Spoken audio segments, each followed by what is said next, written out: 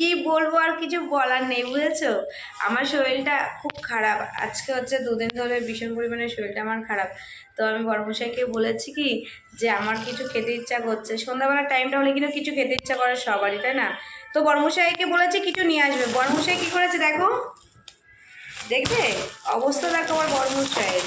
এক প্যাকেট নিমকি ভাজা নিয়ে এসছে, পুরো এক প্যাকেট, ঠিক আছে? আর হচ্ছে তোমার এই যে, হ্যাঁ খাও, এই যে ভুজিয়া না কি বলে এগুলোর নাম আমি জানি না। তো এটা হচ্ছে এক প্যাকেট নিয়ে এসছে। আর তারপরে আবার এই যে চানাচুর নিয়ে আসতে বলেছি বলে চানাচুর নিয়ে এসছে পুরো এক প্যাকেট। আমি বলেছি একটু মুড়ি দিয়ে চানাচুর খেতে ইচ্ছা করে সন্ধ্যাবেলার টাইমগুলোই, আর সকালবেলা ইচ্ছা করে হালকা হালকা টিফিনের জন্য।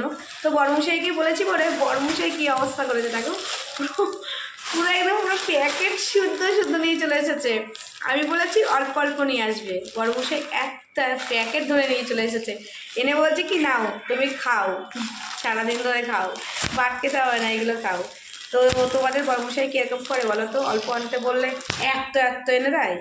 তো যাই হোক, আমি যেটা খেতে ভালোবাসি বড়মশাই নিয়ে এসছে, তো তোমাদের সাথে একটু শেয়ার করলাম। টাটা, বাই বাই, সবাই ভালো থেকো, সুস্থ থেকো। আর কমেন্ট বক্সে অবশ্যই কমেন্ট করো, ঠিক আছে? যে আমার খাবারগুলো তোমাদের কেমন লাগলো, যেগুলো দেখালাম, বিশেষ করে চানাচুরটা, উফ, ঝাল ঝাল টক টক চানাচুর। টাটা বাবা।